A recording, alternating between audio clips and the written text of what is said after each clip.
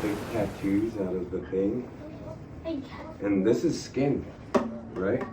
It's just skin from the dude. You start out with a song, and mainly you do that is you're changing the whole frequency of the whole environment, and it creates what they call a sacred space. So in order to create that sacred space, I, as the speaker, as the Indian warrior that's trying to be the good orator, I have to create that sacred space. And one of the ways we like to do that is to torture you of the embarrassment of 30 seconds of song in which you have to sit there. You have to sit there. You have to patiently listen. My girls leave during this part because they've heard me play before. So, let's create that sacred space. And I'm going to start with a low note that represents the earth. I'm going to bring it to the sky and then dance around in the middle.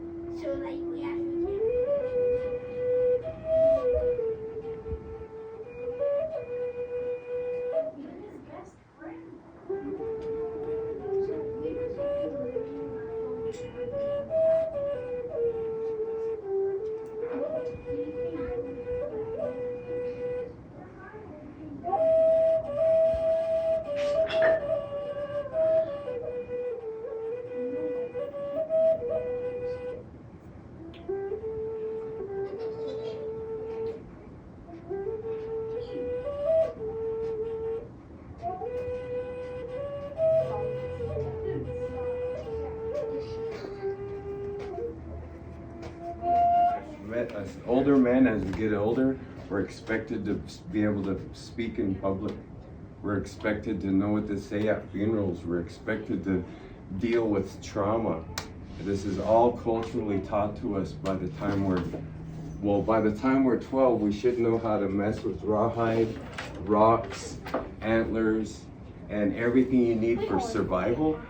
But after that, you're learning how to become kind of a better human being. There's certain things we have to do, like open up your heart. You're a warrior. Your heart is exposed to the world. Your chin is to the horizon. You're ready to face anything. And then when I dance in my traditional dance, I never go in a circle because that means I'm lost. I never go forward and then start backing up because that means I'm retreating. And you're doing a victory dance when you do those dances. So we had to learn all this kind of growing up. If you're in the culture and your family's in the culture, some families are not. They're they've found another way, and it's sometimes usually a bad way. So those families that stay cultural have been able to pass on a lot of these traditions and stuff. And so it's not a big deal for me to have a public talking that. They were really helped warm me up too, yeah. So there it is. I'm learning all this stuff as a kid, and I think it's important to note that we all learn everything by the time you're 12. So that means sewing, cooking, gutting, skinning. Doesn't matter if you're a boy or a girl, because you're children. Until you're 12, you're just a child. You don't get to pick nothing. You have to learn all of it. You have to learn the sewing if you're a boy. You have to learn how to put up a teepee if you're a boy. I mean, and same normally cultural gathering is done by women and stuff, cultural women stuff. Well, the boys had to learn all that, and how to sew, and how to do things that later isn't seen as a manly thing. But see, that keeps the culture alive. If everybody by the age of 12 knows how to survive, how to get fish from the streams, ways to build that, because we didn't pull, right? We cheated. Made that kind of a fish weir. Because see, this shield is just a circle bent, and then I dried it and it stayed solid when it was bent in a circle. You do 4 of these of getting smaller, and then connect your willows like that. Put that whole, it's illegal. you guys. But if you're starving, I recommend you have many mountain streams here. And if your family, so that leads me to the beginning of the actual start. So what I've brought here is early reservation history kind of art where there's a point in time where our economy was so bad because everything ran off the buffalo, everything. Twice a year we'd go and get buffalo. The economy was so bad we were ready to accept help, and even if it meant removal from Stevensville, Missoula area to more towards Polson, we're willing to take it, you know. So there we are, march to the reservation. And a lot of our people, her family and my family, they wouldn't go any further because they believe that's Pend Oreille country, that's the lake people. You know, Lake Pend Oreille in Idaho, all the way to Flathead Lake, that's all Pend Oreille. We're cousins in language, but that's the lake people. And lake people were respected all around, from Canada to below, because they're fierce trading. And if you ever seen how thick their woods are, you know, you could be a big tough warrior, and then like with the Flathead, because we're related, we'll run out, fight the Crow, fight the Sioux, fighting Blackfeet, right? Just duking it out. And then when stuff gets serious, because of our smaller numbers, we'll run up to the woods in Stevensville, Missoula, and that gets pretty thick, pretty quick over there. The trees, I mean, all of it gets the steep, you know, the grade. So imagine you're running, got all your Blackfeet horde is chasing the little Flathead group into Missoula, and then they just disperse into the mountains. And you're used to big, tall things with feathers, and then all of a sudden your bows are cumbersome, and then you're a Native American, you're a Plains tribe. Now you're like, what was that?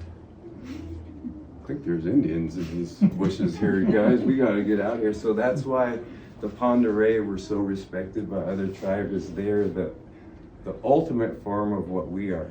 I would say our tribe came from that, and then became later more Plains culture.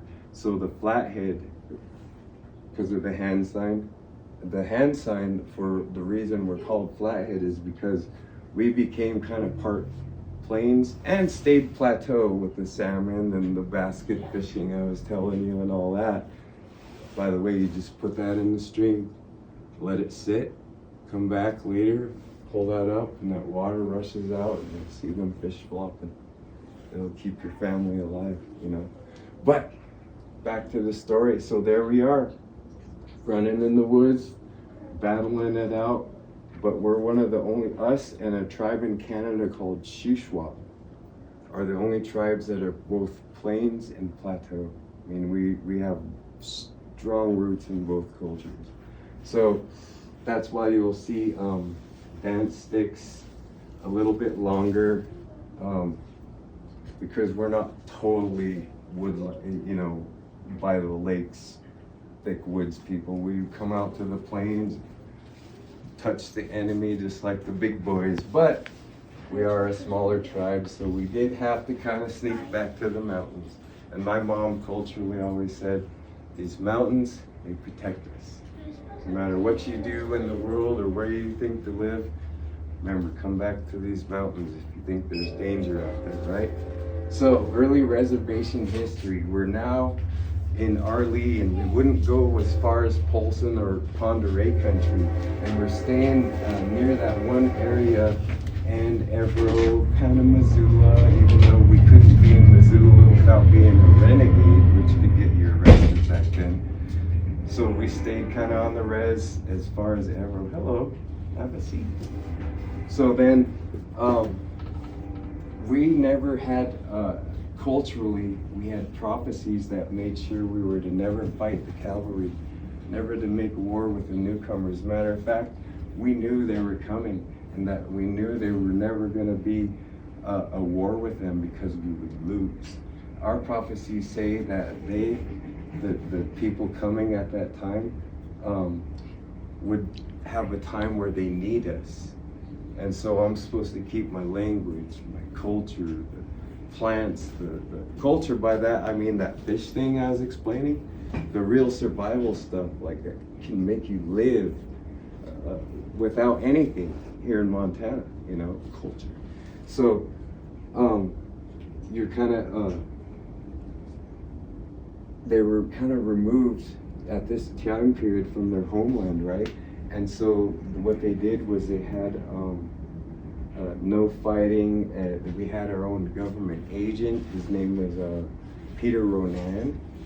And the Indian agent of the time was a guy named Charles Dixon. He didn't really like the natives, but he was still the government's Indian agent working out of St. Louis. And our tribe, because of our good relations, got a government grant for like $10,000. And in that day and age, that's like giving the Indians $1 million, right? Oh, and it was going good. And Peter Ronan says, yeah, the Flathead, they'll take it, you know, pay them good Indians and help them be ranchers. So they bought tons of ranching gear. You got all the wagon wheel stuff. Geez, we had multiple sets of kitchenware, spoons, forks, knives, all of it. Just boxes of this stuff just kept coming in. Pots, pans. You know how we used to boil water before a pot and pan? If you guys didn't have a pot and pan, you couldn't clean your water. A lot of our people are in the same boat.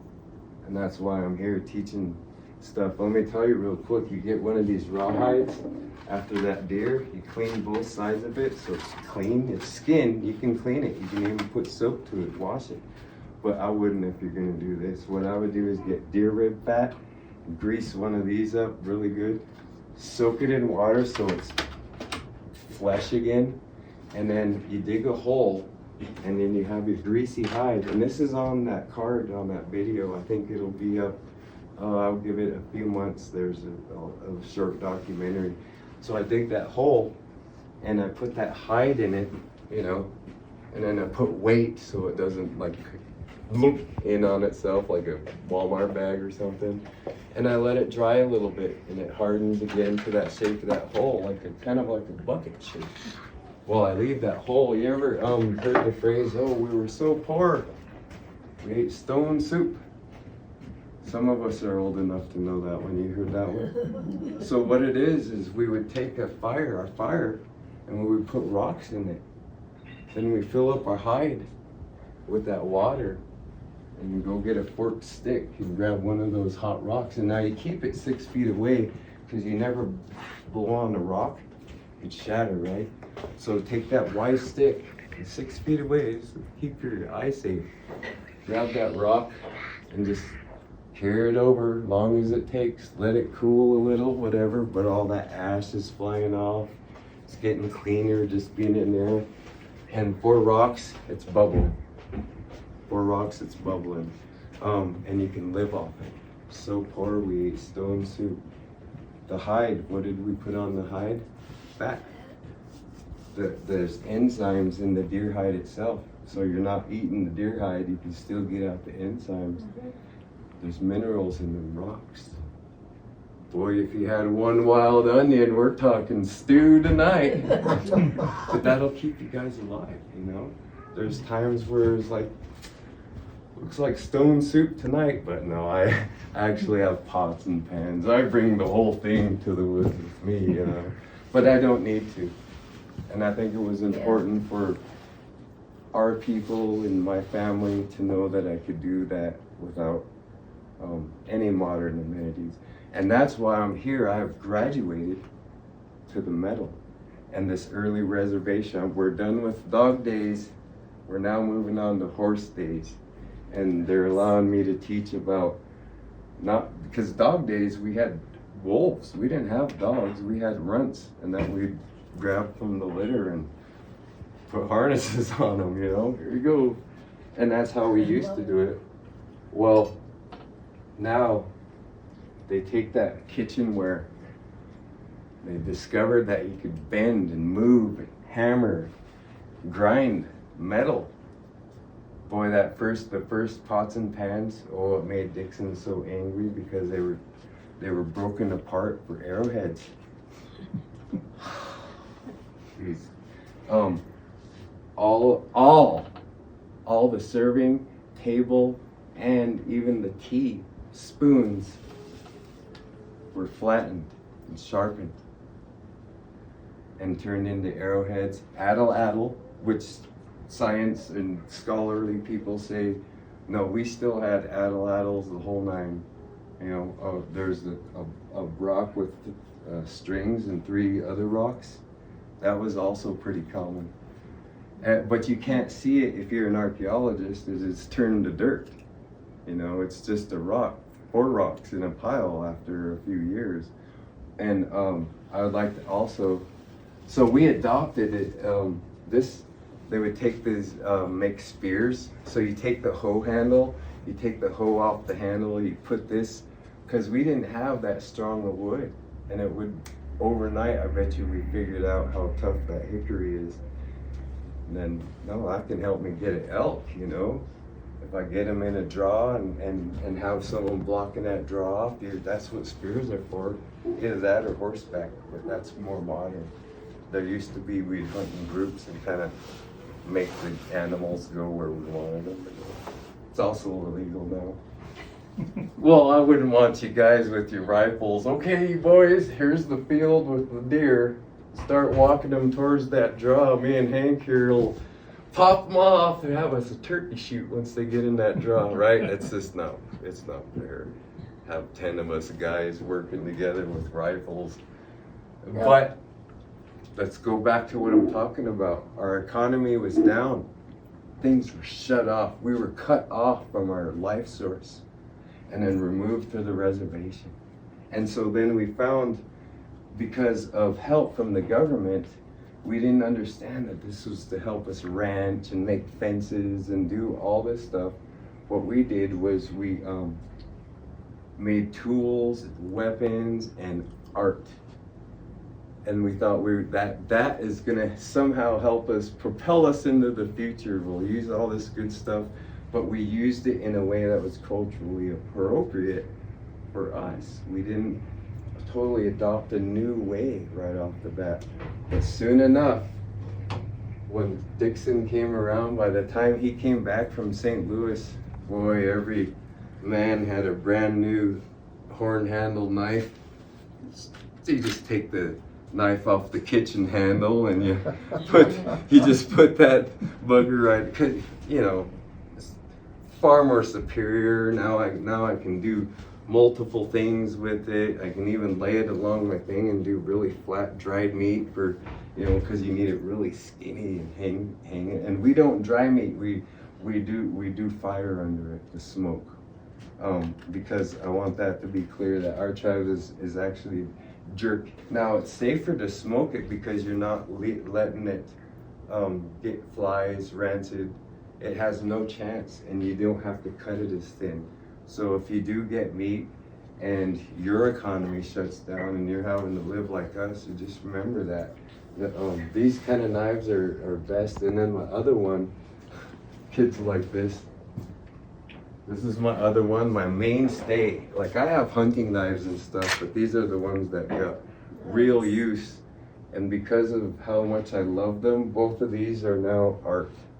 Like, I don't want to put them through the torture that it takes to live that lifestyle. I'm kind of done with that lifestyle. I don't live in a teepee anymore. I've paid my dues, as they say, and it's now art, but it represents that time in history. And all I did to this was paint it and re-tied it with leather and beads, because I do make handle, or because in the woods you kind of want that sheathing to protect the metal and stuff anyway. Yeah. So I just made a sheath. You make sheaths for kitchen knives, Buck? I'm like, it's cultural. You wait till my spear's done. One of the things, there's that 10,000 silver dollar. I like to buy those knives and stuff and redecorate it. and then sell it. Then you do your own art. You decorate it your own style. It's reservation art. It started at that history, Peter Ronan and Charles Dixon. So you find there's that guy too. And this one is just the only one that I have left. And I have another one that is mine. Like it's it's like my spear. He goes, "Let me see your knife." And boy, I'm just proud, man. Unbuckle that Rambo knife, you know, with the thing, and it has the stuff in it, and there's the what's that little compass and everything. Well, at least that's what I tell people for the story. I actually think he bought me a real good knife, and I ruined it by throwing. But everyone knows about those knives, those little ones, the Rambo knives. And I definitely did the same thing to that at the same time period. Well, we're out there and I got my new big knife. I only had the Rambo and the new one, so I wonder if I brought my new one. I was so little. They bring you hunting little, get you over that shock, you know. So there we are, I'm in the field and I hand him my knife and he goes, "Doing. Doing." There's no tip because I was throwing it all day, sticking it in the dirt and the rocks, and it's all chipped up. And he used to be a frogman in the Navy, man, and I was raised hard, like rough, you know, like buck, you know, he had to yell. And so he got mad at me, cussing and everything. "Don't you ever hand me a dull knife in your life again." And he's blowing up. It's angry. I'm scared. I'm a little kid. He grabs this rock right here, looks at it, starts moving dirt around, and he goes, "Pow!" And that rock sitting in the dirt just cracks, and he grabs a flake just like this, pulls it out, pops that corner, starts digging that sucker right into the skin, breaks the skin, starts that first incision. Then he takes my knife and goes on that rock and finishes gutting that bugger. But I'm sitting there like, what just happened? There's knives everywhere? I have one. Yeah, I have to cut the collection and blah and stuff. Oh no, I don't drink. Do you have any corks? So what I'll do is I collect all these different sizes of corks, and then I match them to the stick that I find. And I'll put it in there with like a stick, and I'll put this in there, and I'll have my hole right there marked already to where the wall is.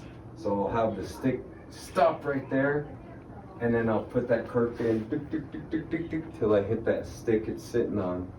And then I'll take my gum and push it around. Nowadays I use like different glues and stuff, but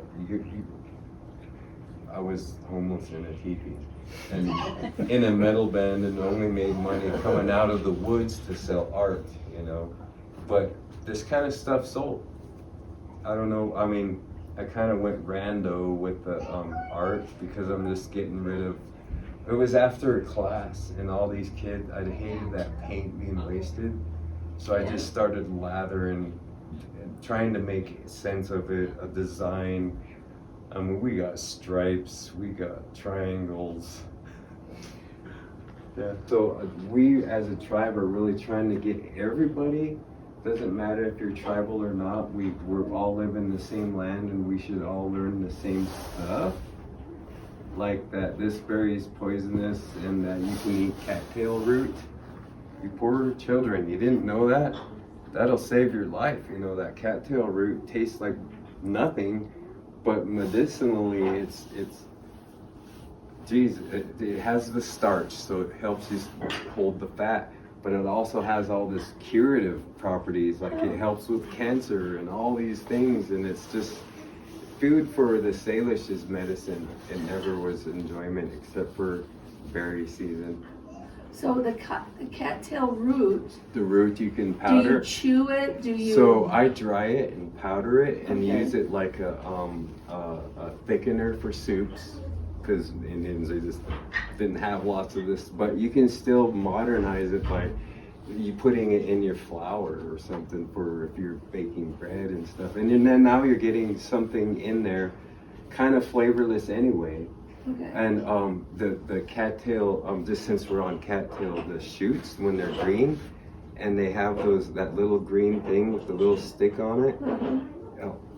Grab as many of those in a thing of butter, and just fry those in the butter, and you're not going to have anything. But it's better than corn on the cob, or because it seems like for kids it's like kind of, and it's a little bit pithy or whatever because it hasn't turned into that fluff yet. It's still tight and green. And if you have one where it doesn't just, kind of have a stick to chew on with butter, it'll start having a little bit of white. Don't eat that one. It might still taste, I don't know. I've just kept going before. But there you can tell, the plant tells you. Like, if it's brown and foofy and looks like a corn dog, that's a no-no.